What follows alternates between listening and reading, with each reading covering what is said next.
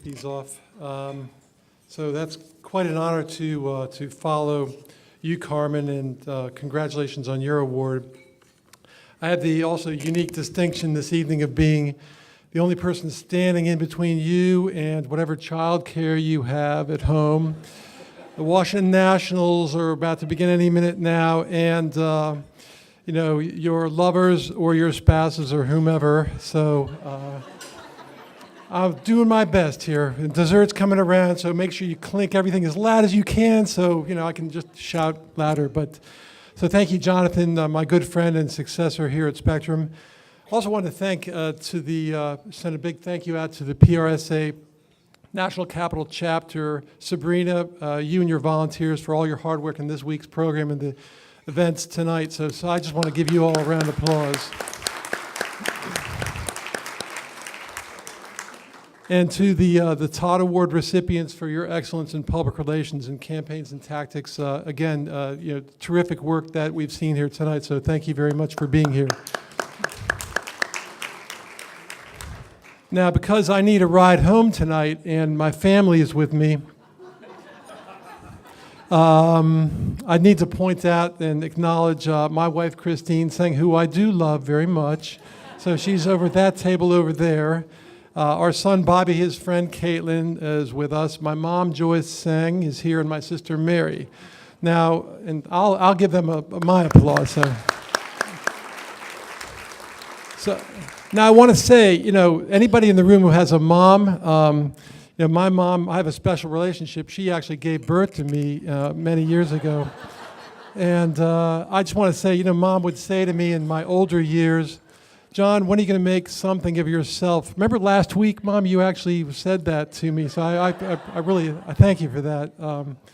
So also I want to give a quick acknowledgement to my friend Dr. Barbara Hines, who's right here in the front. Barbara, you can wave your hand. So Barbara was on the journalism staff as a senior instructor, associate dean. I may not be getting the term or your title right. At my alma mater, University of Maryland College of Journalism, today known as the Philip Merrill College of Journalism. So go Terps. So thank you, Barbara, for being here. Barbara has finished or is finishing or is continuing her legacy at Howard University. What is this thing like on the, is freaking me out. Put my hand down, I'm like, oh my God, what is that? So Barbara, I'm sorry about the interruption here with the snake, but we're going to get to that in a minute.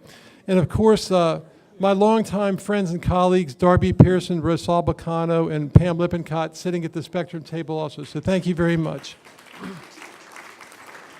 Now, way back in 1996, I had just opened up shop at Spectrum, and that's good. Hold that slide, please. So I just opened up shop at Spectrum on 15th Street, and a day or two later, my phone rang, which was a frightening noise because it hadn't rung in the first 3 days. And I'm like, well, who could that be here on day 3 of what we called then Spectrum Science Public Relations?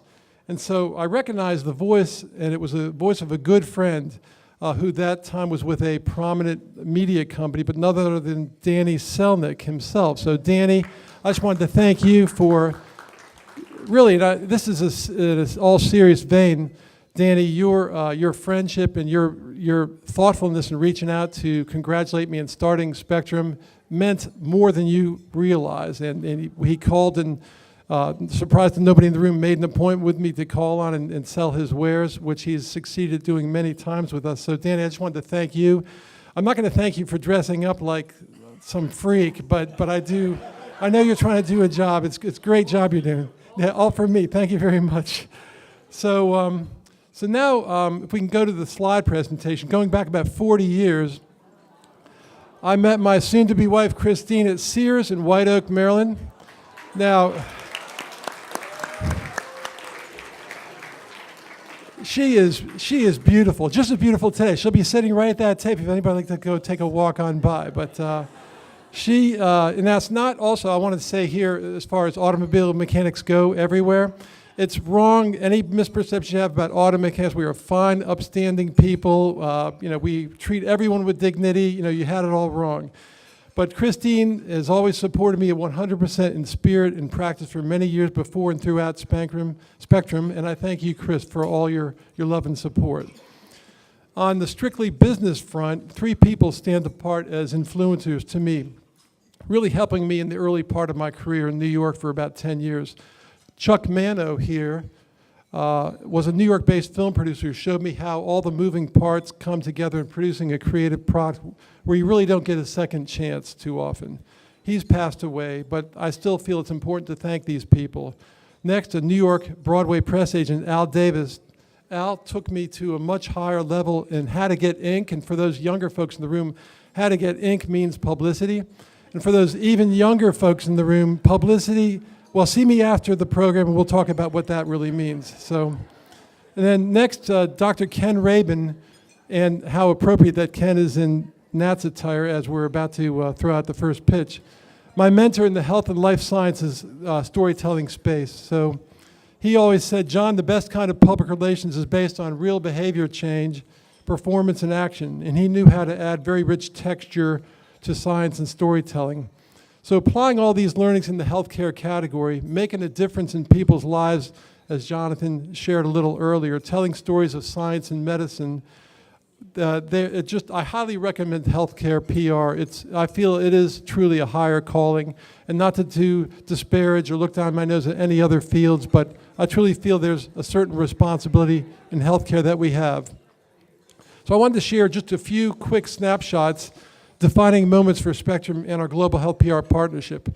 So on 9/11/2001, we had been working for a number of years for the American College of Chest Physicians, and the morning of 9/11, our world's changed forever, and the chest physicians working with us very closely, we set up countless interviews for them on the fly for their respiratory medicine experts to aid rescue workers, first responders, in helping them prevent serious disease and illness through inhaled elements in the air.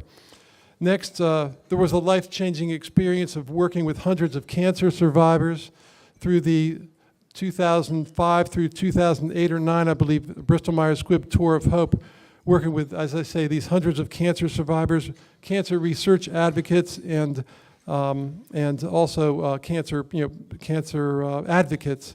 So that was very moving, and I think you don't need celebrities to promote awareness of cancer or the importance of cancer research. It's everyday people who are the heroes. And then, as Jonathan mentioned a little earlier, this is just the picture of progeria. These children have a very rapid aging disease, and Spectrum, through our Global Health PR partners, were able to help them find 100% more children with progeria so that these children and their families could benefit from the programs and the research that the Progeria Research Foundation conducts. We're all aging in this room. We'd like to think otherwise, but we are all worldwide, and the more we can uncover the secrets behind aging, and these children are every bit the heroes that you could possibly imagine. So that's just fantastic work. So I'm going to wind up, which is the best part of this exciting evening, just to share with you a little sort of full circle story for me, coming back here to the National Press Building. So back in 1979, this car mechanic inserted himself into a student internship at a national trade publication called Automotive News, which then, I still believe today, is owned by Crane Communications, which had a bureau in the National Press Building here. So I had an internship in my spring semester of my graduate year of 1979 from Maryland. So it really jump-started my career in PR. So just thinking about tonight, it really, I almost got sort of overcome with, wow, it almost seems just poetic to return to the National Press Building. When I got to New York, and I wasn't going to say this, but I was really a sight to behold. I had, anybody who was alive in 1979 remembers, at Sears, I could go from the auto center down to the main store and buy myself like that 7-piece suit that had interchangeable vests made out of, I'm sure, not fire retardant polyester. So I moved to New York with one suit, and I was able to wear 10 different combinations every single day, and it was really nasty. So I survived all that. So my takeaway message to you this evening is that through this profession of public relations, you can and do make an important difference. Do what you're doing with honor and dignity, no matter what.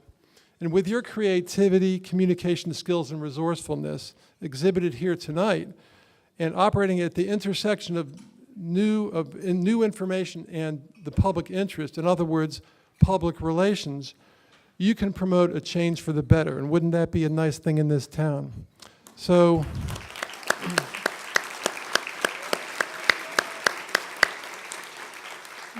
so again, congratulations to you, Carmen. Gloria, it was great to meet you. And the other award winners this evening. I thank all my family, friends, and co-workers for the privilege of this honor, which I do not deserve. And thank you to everyone for attending tonight. Bye-bye. Thank you.